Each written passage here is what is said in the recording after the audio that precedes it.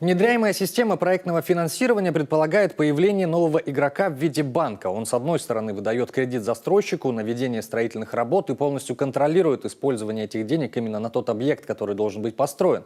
С другой, аккумулирует средства дольщиков на специальных эскроу-счетах.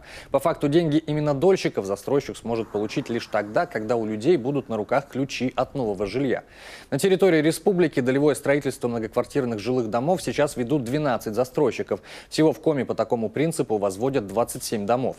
При этом проблемных объектов в регионе нет, однако контроль излишним не будет. Так, в республике уже ведется свой региональный реестр многоквартирных домов, при строительстве которых застройщикам нарушены права и законные интересы участников долевого строительства. В этот реестр включены 3 объекта. Из 27 незавершенных строений долевого строительства 7 будут достраиваться за счет собственных средств застройщиков и без проектного финансирования. Это решение самих будущих собственников жилья. В их числе, к примеру, лидер строительного рынка Коми, группа компаний «СКАТ».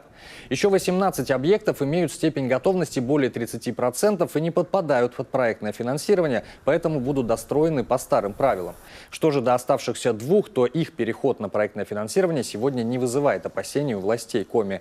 Так, все вопросы, связанные с новой системой в долевом строительстве, были рассмотрены в республике еще 15 апреля на рабочей встрече главы Коми Сергея Гапликова с представителями компаний-застройщиков, кредитных учреждений и органов власти.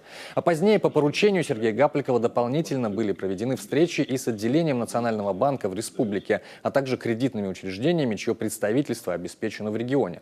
Со всеми из них удалось наладить обратную связь. Евгений Стокос, Любовь Лапина, телеканал Юрган.